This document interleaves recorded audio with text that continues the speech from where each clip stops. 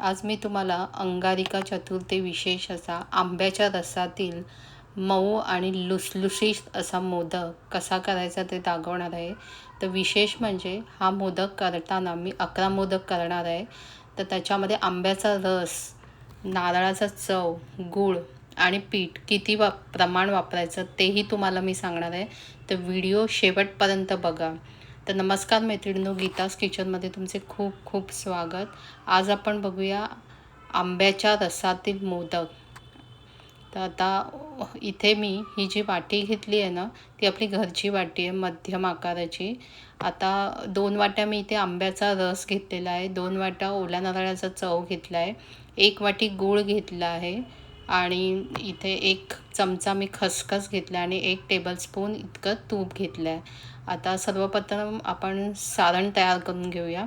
त्याच्यासाठी इथे मी तूप आपण कढईमध्ये घालून घेतलं आणि त्याच्यानंतर त्याच्यातच 1 वाटी गूळ घातलं आहे. गुळाचे थोडेसे खडे मोडेपर्यंत आपल्याला ते गरम करून घ्यायचं आणि त्यातच 1 वाटी मी इथे आंब्याचा रस घेतला. आता हा आंब्याचा रस म्हणजे मी 3 आंबे घेतले होते आणि त्याचा 2 वाटी मी रस काढून घेतला आहे, पण त्याच्यात अजिबात मी पाणी घातलेलं नाही. लक्षात घ्या, तुम्ही पाणी न घालता रस घ्यायचा आहे, तरच तुमच्या मोदकाला खूप छान चव येते. अगदी तोंडात घालताच विरघळणारे असे मोदक तयार होतात. तर आता इथे मी हे थोडंसं परतून घेतल्यानंतर 2 वाट्या मी इथे जो ओला नारळ आहे तो घातला आहे आणि आपल्याला आता हे चांगलं ढवळून घ्यायचं आहे.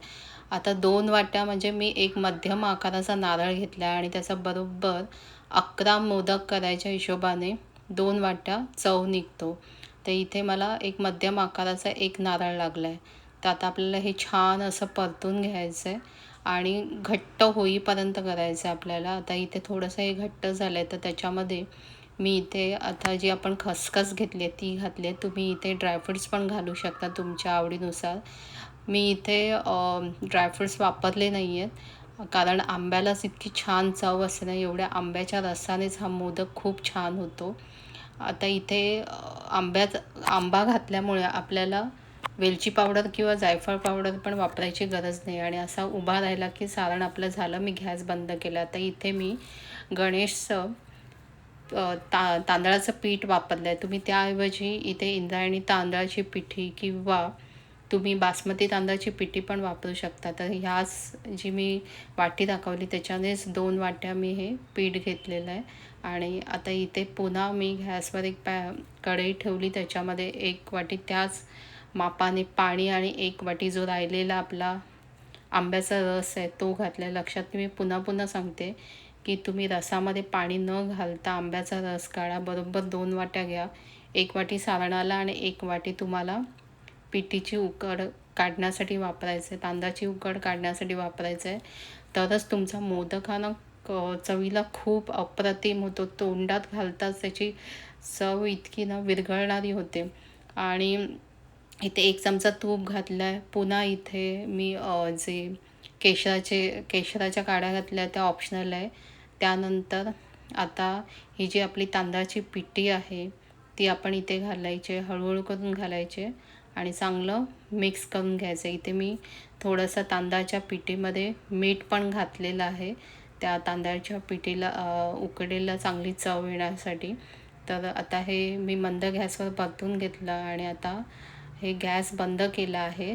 चांगलं जी उकड आहे ते चांगली मिक्स करून घेतल्यानंतर 5 मिनटं आपल्याला झाकण ठेवून तसंच ठेवून द्यायचं. त्यामुळे आपली जो मोदक आहे मऊ लुसलुशीत होतो. आता 5 मिनटांनी मी इथे परातीत ती उकड सगळी काढून घेतली आणि आपल्याला आता ही हाताला सोसवेल इतकी थंड झाल्यावर पाण्याच्या हाताने आपल्याला ते चांगलं पीठ आहे ना खूप चांगलं मळून घ्यायचं.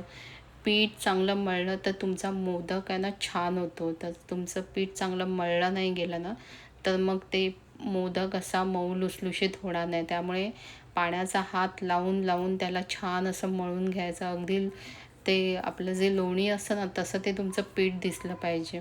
बघा दिसतंय की नाही, इतकं छान मी ते मळून घेतलेलं आहे आणि त्याला तुपाचा हात लावून पुन्हा एकदा थोडंसं ते हाताने मळून घेते. आता तुम्हाला दाखवते पीठ कसं मळलं गेलं पाहिजे. हे पहा, इतकं म्हणजे अगदी पातळ पण आहे, एकदम घट्ट पण आहे. आता मी लिंबा एवढा एक गोळा घेतला आहे, तो हातावर असा फिरून बघायचा आणि तो थोडासा तळव्याने दाबायचा.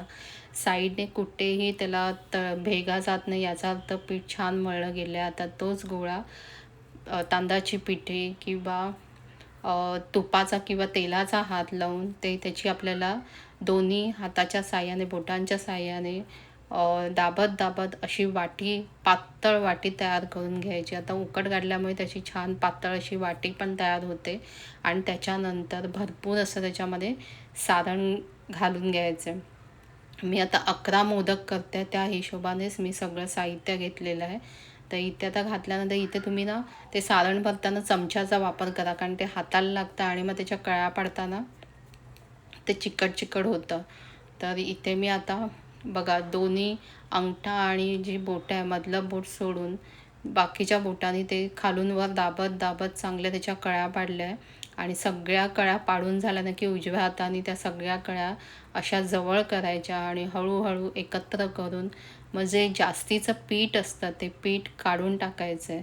तर आता मी जे जास्तीचं पीठ आहे ते हळूहळू असं करून काढून टाकायचं आणि बघा किती छान मोदक असा तयार झालेला. हा जवळजवळ जो मी मोदक तयार केला ना तो एक 75 ग्राम इतका मोदक आहे. म्हणजे जे पीठ आणि आपलं जे सारण मिळून त्या अंदाजाने हा मोदक तयार झालेला आहे. आता इथे दुसरं एक मी तुम्हाला दाखवते. माझ्याकडे इथे पुरीचा साचा आहे, त्याला मी ते क्लिंग रॅप लावून गेलं आहे.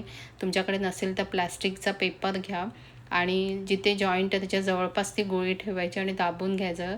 या ज्या पुरीच्या साच्यामुळे ना जर तुम्हाला जास्तीचं मोदक करायचे असेल ना तर फार उपयोगी आहे. पटापट मोदक होतात, कारण ते वाटी करायला थोडासा वेळ जातो, पण हे झटपट होऊन जातं आणि ह्याच्यामध्ये ना कळ्या पण जास्तीच्या पडतात. जर तुम्ही जवळजवळ घातल्या ना तर त्याला खूप कळ्या पडतात आणि मोदकही छान दिसतो. तर अशा प्रकारे ह्यालाही अशा जवळजवळ कळ्या पाडून घ्यायच्या आणि मगाशी म्हटल्याप्रमाणे सगळ्या कळ्या उजव्या हाताच्या साहाय्याने एकत्र करायचं. सारण त्याच्यामध्ये भरपूर व्यवस्थित भरायचं आणि एकत्र करायचं. जे जास्तीचं पीठ आहे ते पुन्हा काढून टाकायचं. आता अशा प्रकारे मी आता जे बाकीचं राहिलं आहे ते सगळे मोदक तयार करून घेणार आहे. तर तुम्हालाही जर असे वाटी करून करता येत नसेल तर तुम्ही पुरीच्या साच्याचा उपयोग करा. तर इथे मी बरोबर जे सारण होतं ते 11 मोदकासाठी पुरलं आणि मी त्याला थोडंसं ना केशराच्या काड्या पण लावून घेतल्या, कारण जेणेकरून तो मोदक खूप छान दिसेल, ॲट्रॅक्टिव्ह. आणि इथे माझं हे पीठ एवढं उरलं आहे, म्हणजे जवळजवळ आपल्याला 1.5 वाटी पीठ हे 11 मोदकासाठी पुरेसं आहे. इथे मी आता पाणी एका साईडला उकळत ठेवलं आहे आणि इथे त्या भांड्याला तेल किंवा तूप लावून घ्यायचं, किंवा तुमच्याकडे जर हळदीचं पान किंवा केळीचं पान असेल तर ते घालायचं. मोदक उकडल्यानंतर काढायला सोपे होतात. तर इथे मी त्याच्यावर ठेवून घेतलं आणि बरोबर आपल्याला 10 मिनटे उकडवून घ्यायचं आणि 10 मिनटानंतर ते मोदक काढताना आता मी ही बॅच उकडवून घेतली, पुन्हा दुसरी बॅच आहे ती पण उकडवून घेतली. आणि आता हे काढताना काय करायचं तर त्याची वाफ आहे ना थोडीशी जाऊ द्यायची, कारण जर ती वाफ जाऊ दिली आणि लगेच उचलायला गेलं तर एक तर चटका पण लागतो आणि दुसरं म्हणजे कधी कधी ते खाली चिटकून बसतं आणि मोदक खालून फाटण्याची भीती असते. तर आता ही मी थोडी वाफ निघून गेल्यावर मोदक काढून घेतले आहे. आणि त्याच्यानंतर आता हा मोदक बघा निघत नाही, तर मी आता काय करणार त्याच्यासाठी एक आयडिया आहे. थोडंसं पाणी घ्यायचं आणि खालच्या दिशेने थोडंसं थंड पाणी सोडायचं, तो आपोआप मोदक आहे ना लगेच निघून येतो. आता हा बघा लगेच तो मोदक त्या भांड्यापासून निघून आला.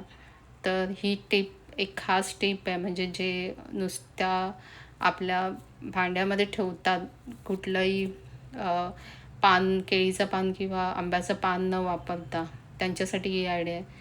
तर इथे आता हे माझे सगळे मोदक तयार झाले, एकदम छान मऊ आणि लुसलुशीत झाले.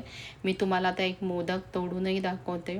अगदी भरगच्च भरले गेले आणि एकदम सॉफ्ट आहेत. तोंडात घातले ना की अगदी माउथ मेल्टिंग असे मोदक आहेत. तर तुम्ही अशा प्रकारे मी जे प्रमाण दिलं आहे ते अगदी परफेक्ट प्रमाण आहे, त्या प्रमाणानेच करा. आंब्याचा रस कमी जास्त करू नका, त्यामध्ये चवीमध्ये फरक पडू शकतो. तर नक्की करा आणि कसे झाले ते मला कमेंट्स करून सांगायला विसरू नका आणि माझ्या व्हिडिओला लाईक, शेअर आणि सबस्क्राईब करा.